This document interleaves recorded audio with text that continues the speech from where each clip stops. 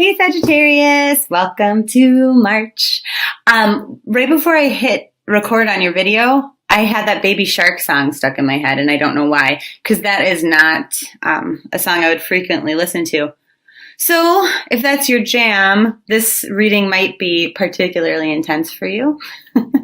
Anyway, okay, so we're just going to get right into it. Where are you at right now, Baby Sharks, Sagittarius? This is real. Oh, the letter S is like super big. I know that sounds weird, and that's not what the cards say. But I think that's why they're like baby shark doot doot, because shark is like starting with an S, Sagittarius. Your power color of the month is sapphire. There's all this S energy. So I'm actually going to take a little detour from our scheduled reading and see what that's about, because that might be a very specific message for somebody. And they're like, if your name starts with S, like if it's Seraphim, which I think is the name of an angel, you might want to look that up if your name doesn't start with S, or Sarah, or Susan, or Sonia, or Stanley, or Stuart. It's particularly important that you find a way to really embrace who you are and feel a lot of love and joy for that person, like being totally confident, okay? So anyway, maybe as we do the reading that is for everyone, that'll make more sense as to why for you specifically. But somebody with an S name, maybe your name is Sapphire or Shark. I hope it's not Shark. Okay. So anyway, where you're at right now. Some things have ended, and then there's like new beginnings about to come from those things. You might not necessarily notice what those are yet, but you're hopeful. Maybe you're like laying the groundwork, starting down a new path. There's either a change in mindset or a change in like a job or a relationship, something like that. But this is all for the better, and it's going to actually make you feel a lot lighter. Kind of like just letting go of things and releasing them is going to bring a lot of joy and happiness to your life, because before you were in this place where you had to stand there and think about, oh man, is this worth it? Like, is this really the path I want to go down? This is going to be challenging, and like, do I have the strength and the energy for that? And now that's in reverse, and they're like, I don't even have to sit there and think about it because I'm too focused on having joy. Because you know what? I did the right thing even though it was hard, and I said, okay, done with that. And so now I am being rewarded for that. And so not everybody gets to feel so joyous in a Mercury retrograde, but you do, because it's like you read ahead. Like you kind of, like you have your reading assignment in school, right? You have your homework and you worked ahead. Like you read all of the chapters before the teacher presented them to you in a lecture class. So you knew where you were going, and it was much easier for you now in the retrograde than it is for everybody else. So congrats. Okay. What's tainting any feelings of joy or happiness that you have right now in the month of March? And they're saying like just kind of the slowness of things, having to wait for investments that you might have made to pay off. So that could be like an actual financial investment. Maybe you just opened up a stock portfolio and you're putting away money, into a mutual fund, and it's not doing anything. And you're like, I've been putting money in here for 6 months, and it's just like the same. That might be bugging you. Or maybe, you took a course or a training, and so you're waiting and waiting and waiting for this promotion to show up that you thought you were going to get because it gave you, some sort of a lead or advantage over your colleagues, and you're still just sitting there waiting. Or maybe you put a lot into a relationship, and then now you're just sitting back and waiting. But they're saying like there's really nothing that you can do right now to change that. And so, don't worry about it. Everything's going to happen in the right time, in the right way. So it is what it is. Don't let that bum you out. You can choose to be upset about it, but choosing to be upset about it doesn't actually give you this magical miracle cure solution where you can do something to change the speed. You can't. It's out of your control. So, okay, what do you think is going to make you happier in the month of March? And they're saying having control, but then simultaneously, it's like kind of it's a very strange energy where it's like this optimism and youthful kind of like anything is possible energy and everything's going to be okay, but then controlling the things that you can simultaneously. It's not like, out of desperation and things I don't like, I need to completely and very meticulously control the environment and like everybody around me and like everything around me. It's not like that. It's like I am in control And part of being in control means that I'm optimistic and trusting in the universe that everything happens in the divine right time, in the right way, for the right reason. And so they're saying, here comes a weird number message, but they're like, with any sort of disappointing 5 energy, like any sort of energy of disappointment, hardship, despair, argument, chaos, they're like, for a minute that expanded, but then only in order for you to release it and to say, okay, out with that, I'm moving to something better. And this is how you controlled the situation by way of your optimism to give you the fuel. So like this is the weirdest analogy, and it might not even make sense because I haven't even processed it in my head yet. They're just like doing all of these like data dumps right now because I channel when I read. And so it's like, anyway. Before I go there, I just want to show you this thing covering his head is the same as your power color. And the thing covering his head is the same as your power color. So it's like the spirit world, because they pointed that out to me right now. The spirit world is like really working on healing you and giving you a lot of communication that is claircognizant. So some people like get messages through song, or they overhear specific things in other people's conversations, or, some people have visions or dreams. Some people feel a certain way in their body, and that's how they know, they're on the right path or they're not. But for you this month, it's just like you have this inherent knowing. And I would call it intuition, except for it's less human than that. It's less of like a sentient feeling, like something that you actually feel. It's just like, oh, I know this without a feeling attached to it. It's just like a data drop, like I just got in my head there. Okay, so going back to... what were they telling me? Oh, okay. So, see, isn't that cool? You can ask them. You can be like, hey, what the fuck was that? And they put it right back. When it's not your thought, they can replace it very quickly. Okay.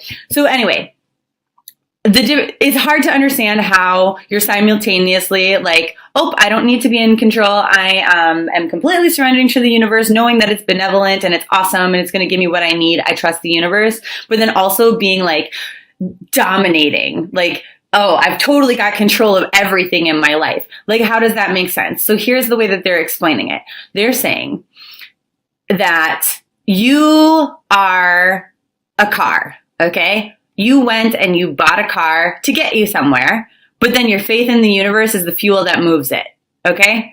So you take the steps that you need to take, and then the universe propels you down the path. So it's kind of like that concept of co-creation. That would have been an easier way for them just to express that. They could have said, hey, tell them they need to co-create their futures.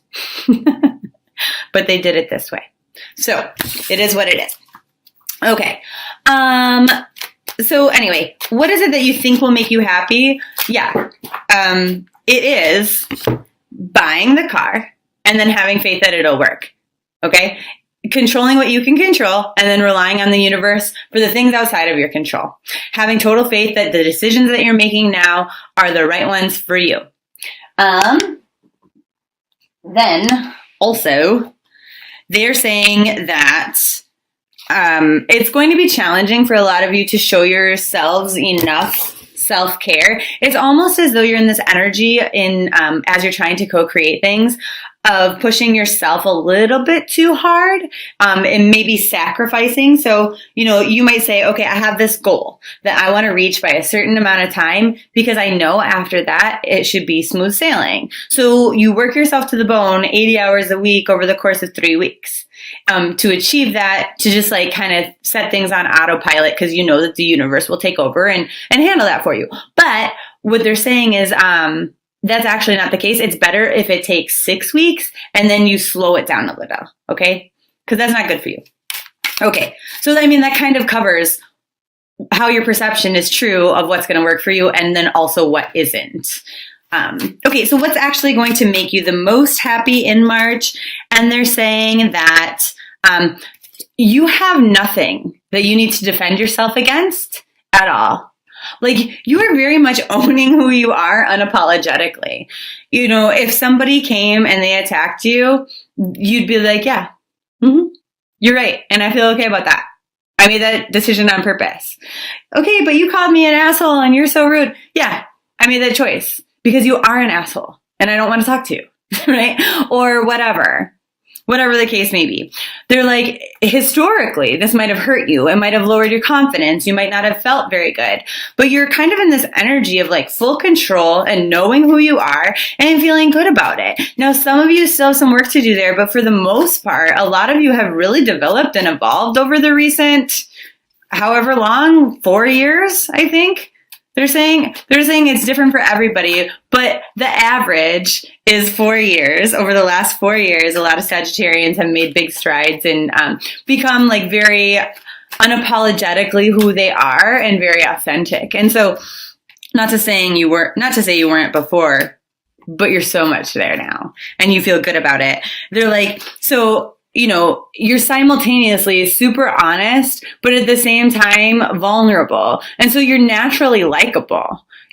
Like you're not going to allow someone to sit here and attack you and attack you and attack you. But like at the same time, what is it that they say? Like turning the other cheek is maybe an expression. So it's not that when somebody hits you here, you turn the other cheek so they can hit you in the other cheek. It's more like, I just turn my ass all the way around. I'm not going to engage in this ridiculous behavior with you because that makes me look like you. That lowers me to your level, kind of a thing. So you've learned a lot and you've matured a lot and you are very authentically who you are. They say like, if there is any sort of confrontational energy for you this month, you will be able to win those battles verbally and mentally. Whereas like other people, because they're not patient and confident enough, will just lash out completely the wrong way. They're saying like, you're really cautious to not harm yourself or your argument or your own agenda, especially this month. But they go, honestly, this month is maybe not the most exciting month to deal with other people, especially people who are not, on our favorites list, but you're handling everything the right way, that justice will be served, karma, will come to full fruition. And so they're saying, and like, that, so you're just focusing on yourself and you're focusing on doing the right thing for you at all times. And that's fantastic. So, forces outside of your control that are in favor of your happiness in March.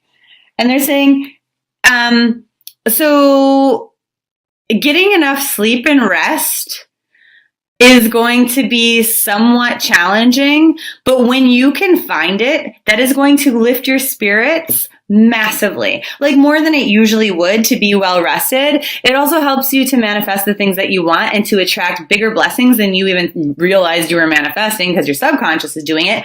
And then even bigger than you thought you had the power to draw into your life. So that's fantastic. Maybe you wanted to get some sort of a raise, right? Or a bonus at work. You're in sales and you're shooting for, a $5,000 bonus this month. And then like you completely blow your own mind that you doubled that. Like, wouldn't that be amazing? So it's that kind of a thing. You didn't even know it was possible, but you manifested it.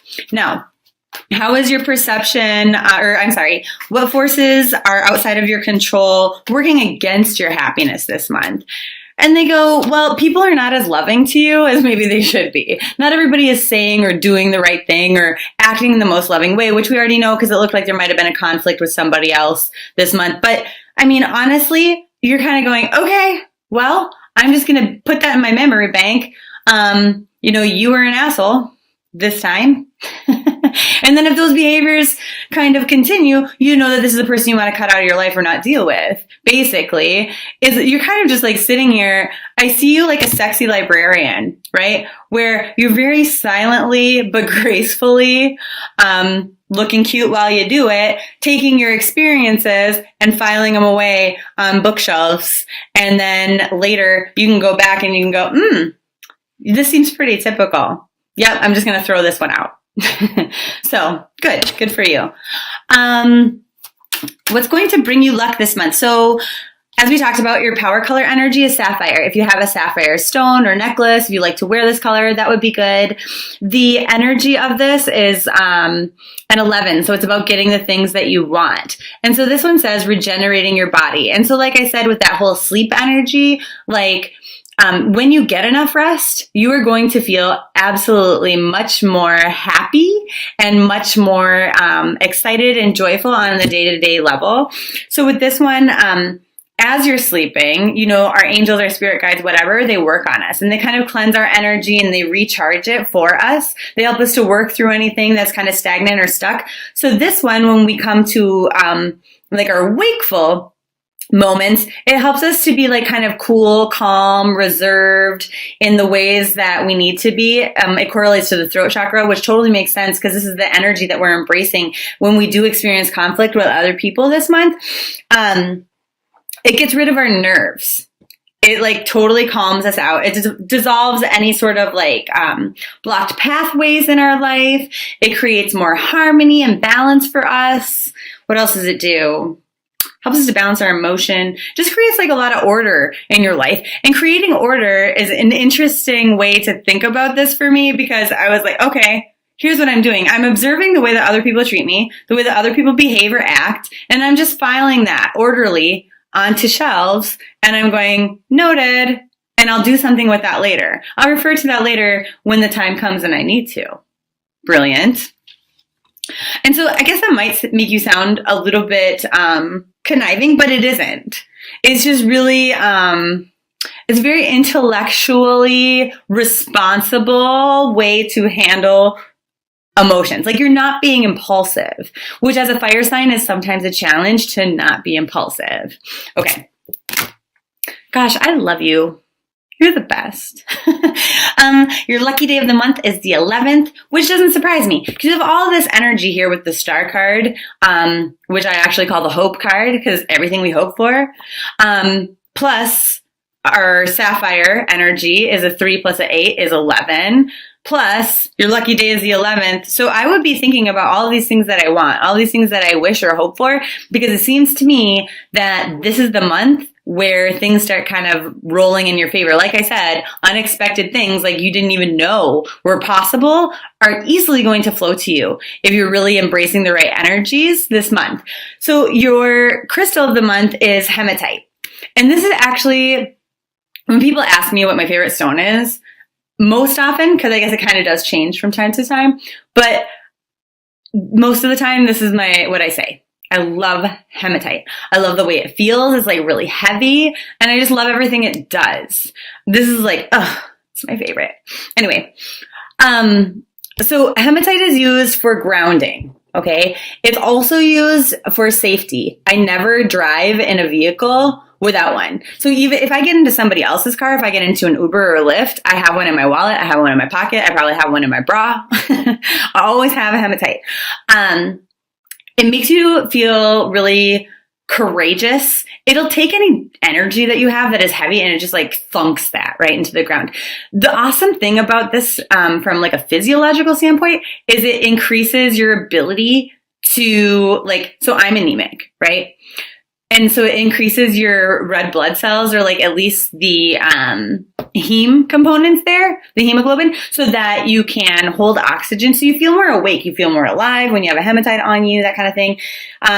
Gets rid of, it makes it, what did I say? Did I say we're more brave and courageous? It increases our physical strength, our emotional strength, protects us, increases our optimism, which is good. So these crystals are like really magnetic. So you might, if you buy them in like a bead form, they stick together. And so why is that important? Because it's actually making you a magnet. People don't think about this when it comes to abundance, but it makes you like a magnet for the right things. But then, conversely, when things are wrong for you, you'll be able to repel them. Like when you put two ends of magnets together that don't go together, they go whoop and they repel each other, right? So like things that are right for you, you can suck them in. Things that are wrong for you, you can push them away with hematite. So why am I holding so many of these? I know it's bonkers. Because personally, these little baby guys, are my favorite because I can throw them anywhere. I put them on top of like door frames in front of windows. I sprinkle them all over the car. I bury them in my yard because they're tiny and they're easy, and I can put one in my wallet and I can put one in my ear. Like, you can put them anywhere. I wouldn't put it in your ear though. That's not good advice. And then it also can look like this sometimes. This is just a bigger version. It's kind of like a dark gray, like a shiny. And then when it comes in raw form and it's not tumbled, this is what it looks like. Okay? It kind of looks like a meteorite or something. It's all lumpy and stuff. But it's just kind of naturally shiny on its own. So anyway, I just wanted you to see the different forms it comes in case you go to a crystal store or something locally to pick one up, then you know what you're looking for. If you don't have something like that near you, you can order one from my website, and it comes with like a video playlist on different ways you can use crystals and things like that, as well as more details on the things that it does, which angels associate to it, how to care for your crystal, when to use it, when not to use it. Like, for example, a lot of people don't know if you have like an area of your body right now that's inflamed, that you have like inflammation going on. Maybe you're like having like an arthritis episode.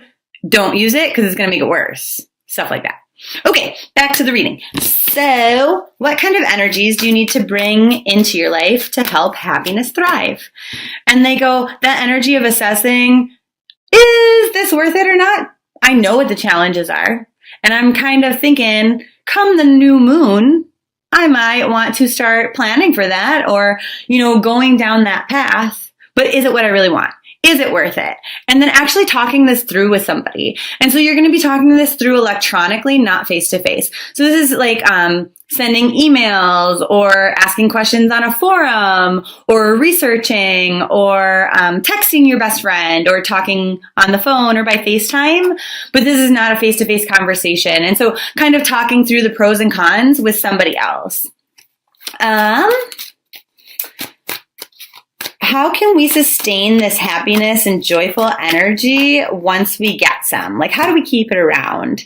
And they go, well, okay, so this is funny because I'm in like an argument right now with spirit guides of the Sagittarian clan. Because I'm like, oh, you're so annoying when you talk like that. And they're like, oh, you're so annoying when you ask these stupid questions. Basically, they're like, you cannot forever sustain happiness generally. Like, we can raise our baseline of happiness, in which we kind of up and down from there. Sometimes our baseline is down here, sometimes it's up here. We can elevate our baseline, but they're like, you can't just like stay joyful forever. Who are you kidding? I'm like, rude. But anyway, they're saying that for a lot of you, a good way to do that is to be open to change. That once you kind of are really feeling and embracing this happiness energy, we might not want to change what we're doing at all. Because we think if we don't change things, then things stay the same. And so, we're likely to not run into problems. But then we run into the problem of boredom. And so they say be open to new opportunities because they're exciting and they're worth it. I love that. So March overall in a nutshell for you is they're like, we're going to be wondering, is this fair? Is that fair? I don't really know. And for those of us who have bad karma, like not from past lives, from this current life, if you fucked up and you did something shitty to somebody else, guess what? You're about to pay for it. If you have been like a super loving and caring individual, guess what? You're about to be rewarded big. So I'm not saying that to scare those of you who fucked up, but I am saying that to remind those of you who are doing the best that they can that good things are coming. And so they're saying like, this is not probably going to happen in your love life or relationships because there are certain lessons and things that we needed to learn there. And actually some of the things that we're doing or the way that we're thinking about things in our relationships or like in our historical relationships, because we're in a Mercury retrograde, are not healthy for us at all. Like a lot of the pain that we might feel or the apathy that we might feel that creates pain for us is our own fucking fault. Like, because we're deciding to continue to think about things in a certain way and not changing the way that we think about things, or to focus on, different things that we want to focus on that aren't necessarily the right thing for us to focus on in these types of relationships. And so it's saying that, we don't actually want you to do anything about this right now. We just want you to like kind of grasp like a fuller awareness of like what those patterns are, what your thought processes are that are not healthy in regards to dealing with other people, or like when you see injustice or like oppression, like when you see something that's wrong, like how do you deal with that? Or like if you're tempted to do something wrong, like how do you talk yourself down from that? Or are you impulsive in that regard? And they're like, so we want to think about like any sort of unhappiness that you do experience, because for the most of you, this is going to be a more joyful and fun kind of month than for everybody else in the zodiac with, this Mercury retrograde energy. But they're saying like in those moments, like even though our baseline might be higher, in those moments when our happiness threshold kind of dips a little bit, we want you to think about specifically what isn't making you sad. So the thing is like oftentimes what we think is making us angry or sad isn't what's making us angry or sad, right? I might get angry that somebody, I don't know what. But like, basically my point is anytime that somebody makes you angry, you're not actually angry, you're sad. You're disappointed. Anger is a reaction to feeling sad, and feeling sad is uncomfortable. So then you're sad that you're sad. So then you lash out in anger in order to try to control it. So most of the time, a lot of things are like, oh, I'm sad that I can't control things. I'm sad that things don't go the way that I hope that they do all of the time. Things like that. So kind of like breaking down each thought and each feeling to what it actually is. Okay. I love you so much, and I'll see you in April.